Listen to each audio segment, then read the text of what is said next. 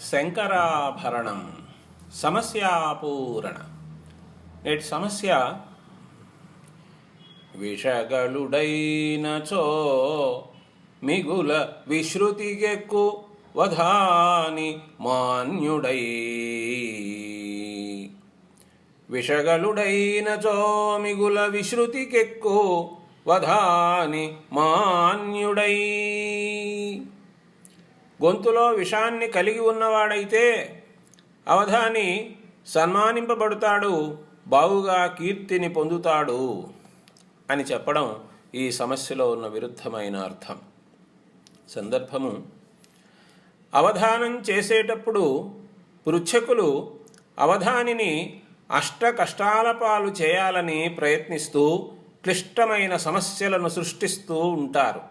ఆ సమస్యలను చూచి భయపడితే ఆ భయం కారణంగా అవధానికి గొంతులో తడి ఆరిపోయే పరిస్థితి ఏర్పడుతుంది.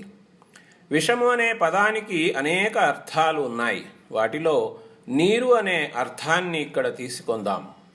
సభలో భయపడకుండా ఉంటూ, నోట తడి ఆరిపోని పరిస్థితిని కలిగి ఉంటూ, నీరు ఆరిపోని పరిస్థితిని కలిగి ఉంటూ అవధాని విషగలుడై కవిత్వం చెబుతూ ఉంటే మాన్యుడవుతాడు, సత్కీర్తిని పొందుతాడు అని విశదీకరించే సందర్భం. విషమన పెక్కు అర్థములు పెద్దలు చెప్పిరి. విషమన పెక్కునర్థముల పెద్దలు చెప్పిరి. వాటినెంచుచున్ విషమను చుండనర్థముగా వింతగా నీటిని గొన్న. నోట ఆ విషమది ఆరిపోక మది భీతి దలంపక కైతలల్లుచున్. విషగలుడైనచో మిగుల విశ్రుతికెక్కు వధాని మాన్యుడై.